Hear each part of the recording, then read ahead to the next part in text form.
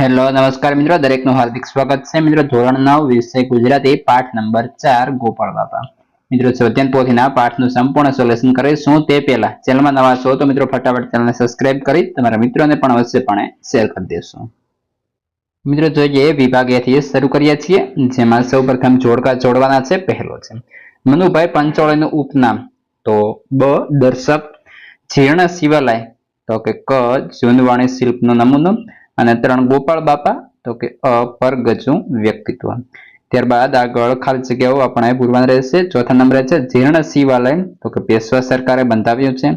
5 આ તમારી પડખેના દીપડા ન રંજાડે તોય ઘણું છે. 6 સયાજીરાવની માણસને પારખવાની શક્તિ અચૂક હતી. 7 ગોપાળ બાપાના ગુરુનું નામ માંડણ ભગત હતું. 8 જે તો પિતા જાણે મનુભાઈ પંચાણે લિખિત, તો મિત્રો લઘુ નવલકથા છે. ત્યારબાદ આગળ નીચે આપેલા પ્રશ્નોને એક વાક્યમાં ઉત્તર આપો. 9મો પ્રશ્ન છે મહારાજ શ્રીમાન સયાજીરાવને લેખકે કેવા કહ્યા છે? સયાજીરાવને માણસ પારખું કહ્યા છે. 10 જમીનની ખટપટ કરે છે એટલે શું? તો કે જમીનની ખટપટ કરે એટલે જમીન અંગે વાટાઘાટો કરે છે. 11 ગોપાળ બાપા કૃતિનું સાહિત્ય સ્વરૂપ જણાવો. તો મિત્રો ગોપાળ બાપા કૃતિનું સાહિત્ય સ્વરૂપ નવલકથા અંશ છે. 12 માંડણ ભગતના અવાજને ગોપાળ બાપા કોના સાથે સરખાવે છે? માંડણ ભગતનો અવાજ વાંસળી જેવો હતો તેમ ગોપાળ બાપા સરખાવે છે. 13 તે આભ પરાનો છાયો મૂકીને અહીં સારો જમીન માંગો છો. આ વાક્ય કોને કહે છે? તો કે સયાજીરાવ ગાયકવાડને કહે છે. સોરી, કોને કહે છે? તો સયાજીરાવ ગાયકવાડને કહે છે. ત્યારબાદ મિત્રો 3-4 વાક્યમાં ઉત્તર આપવાના છે. 14મો પ્રશ્ન છે ગોપાળ બાપાએ શિવાલયની પૂજા કરવાની ના પાડી દીધી કારણ કે? તો કે મહારાજે ગોપાળ બાપાને શિવાલયની પૂજા કરવાની કહેતા ગોપાળ બાપા વિનમ્ર ભાવે મહારાજને કહે છે કે તમે દુઃખ ન લગાડતા, પણ હું શિવાલયની પૂજા નહીં કરું, કારણ કે જ્યાં જીવતા માણસને રહેવાની જગ્યા નથી મળતી ત્યાં પથ્થરની મૂર્તિને પધરાવવાની શી જરૂર, એમ કહે છે. તેઓ માનવ સેવાના હિમાયતી હોય તેમ લાગે છે. પ્રશ્ન 15 ગોપાળ બાપાના ગુરુ માંડણ ભગતનું ટૂંકમાં વર્ણન કરો. તો કે માંડણ ભગત અનોખું તેજ હતું. ગોપાળ બાપાના ગુરુએ જ તેને હરિનામનો વેપાર કરવાનું કહ્યું હતું. માંડણ ભગતનો વર્ણ કાળો હતો, આંખો નીચે રાખવાની ટેવ હતી, હાસ્ય બાળક જેવું નિર્મળ હતું અને અવાજ વાંસળી જેવો હતો. માંડણ ભગતના શબ્દો ગીતામાં કહ્યું છે કે હું દેહ નથી, આત્મા છું, એવી પ્રતીતિ કરાવે છે. ત્યારબાદ મિત્રો આગળ 8-10 વાક્યમાં ઉત્તર લખીશું. 16મો પ્રશ્ન ગોપાળ બાપાએ મિત્ર પ્રત્યેનો સાચો વિશ્વાસ ધર્મ કેવી રીતે નિભાવ્યો? સવિસ્તર જણાવો. તો કે ગોપાળદાસ એક વણિક ખેડૂતને છે.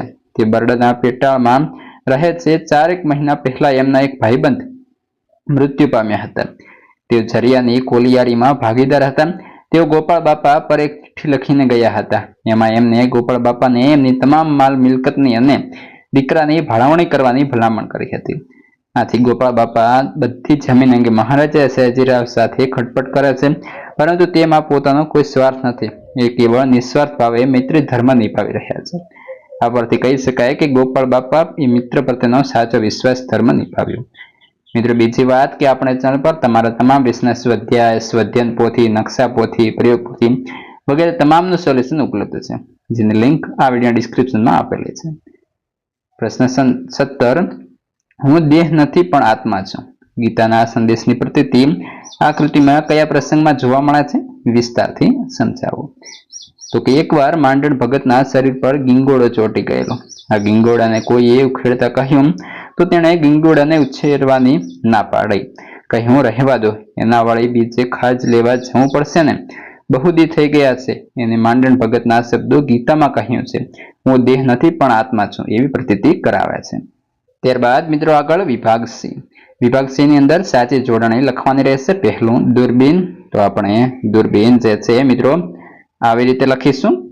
ત્યારબાદ કારકિર્દી, રિદ્ધિ સિદ્ધિ અને મૂર્તિઓ આ રીતે લખાશે. સંધિ છોડો અથવા જોડો.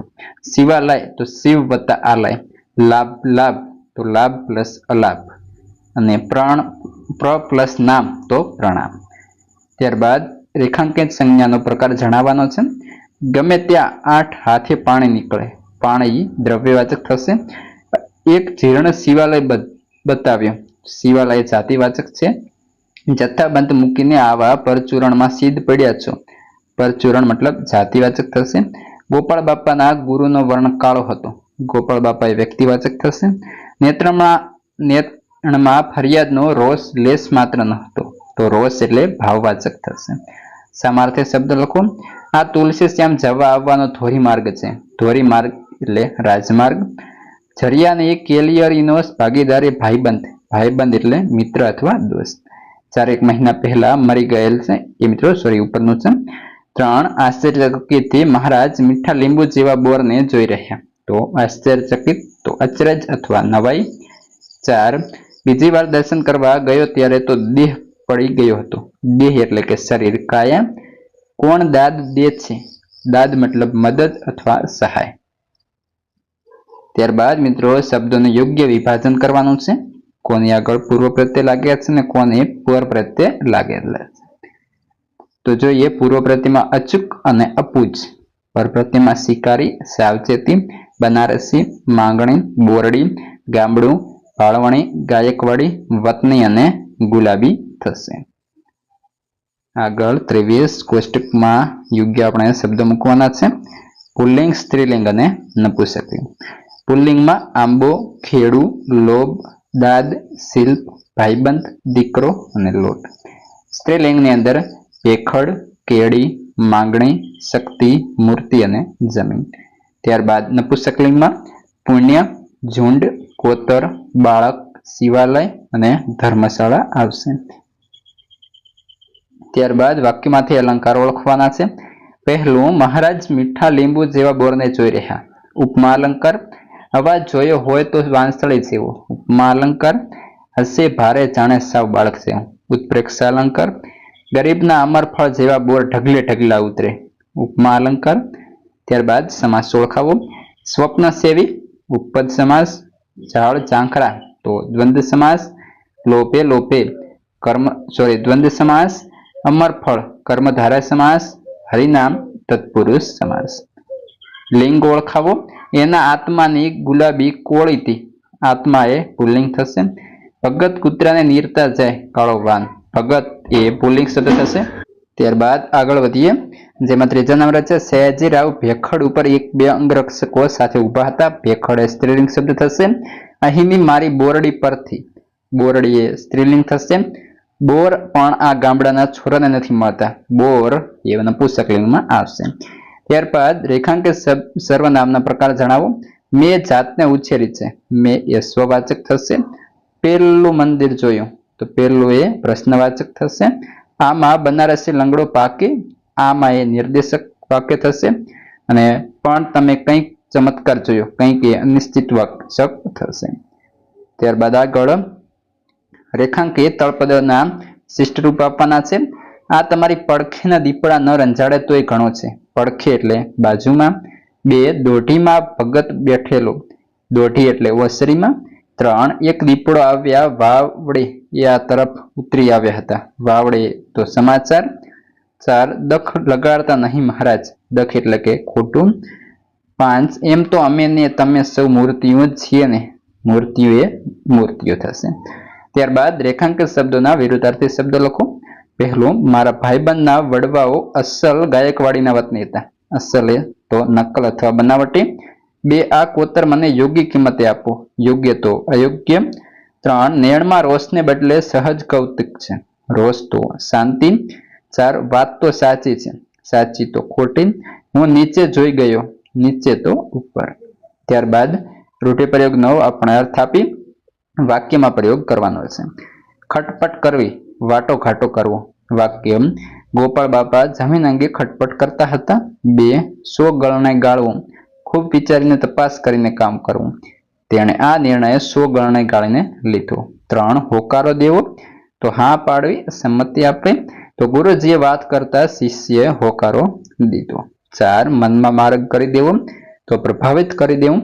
તો મિત્રો આપણે જોઈએ છે અહીં વાક્ય બનાવીને લખી શકીએ કે આ મારી વાતથી એ પ્રભાવિત થઈ ગયું, એટલે કે મનમાં માર્ગ કરી દીધો. ત્યારબાદ 5 આંખ સામે આંખ માંડવી તો સામ સામે બેસવું. તો કે અમે એકબીજા આંખ સામે આંખ માંડીને બેઠા હતા. આ રીતે તમે લખી શકો છો. 31 જેમાં વાક્યનો પ્રકાર લખવાનો છે. એની પૂજાનો બંદોબસ્ત કરો તો આજ્ઞાર્થ વાક્ય. 2 બોરડી ઉછેરશો પ્રશ્નાર્થ વાક્ય. 3 પણ તમે કંઈક ચમત્કાર જોયો હશે સંભાવનાર્થ વાક્ય. 4 આ તમારી પડખેના દીપડા ન રંજાડે તોય ઘણું છે સંભાવનાર્થ વાક્ય. ત્યારબાદ મિત્રો આગળ સાચી ધ્વનિ શ્રેણી શોધવાની છે. અંગરક્ષક તો ઓપ્શન ક સાચું બનશે. 2 બંદોબસ્ત તો ઓપ્શન બી સાચું બનશે. 3 જથ્થાબંધ ઓપ્શન ક સાચું બનશે. ત્યારબાદ મિત્રો લેખન વિભાગ છે વિભાગ ડી. નિબંધ લખવાનો છે 33મા નંબરે. વૃક્ષો વાવો પર્યાવરણ બચાવો અથવા વૃક્ષો આપણા મિત્રો, એટલે કે ટૂંકમાં આપણે વૃક્ષો વિશે લખવાનું છે. તો મિત્રો આ રીતે સરસ મજાનું લખેલ છે. તમે તમારી રીતે સારી રીતે જે છે સુંદર અક્ષરે લખી લેશો. હવે આગળના પાઠનું અને અન્ય વિષયનું સોલ્યુશનની લિંક આ વિડીયોના ડિસ્ક્રિપ્શનમાં આપેલી છે.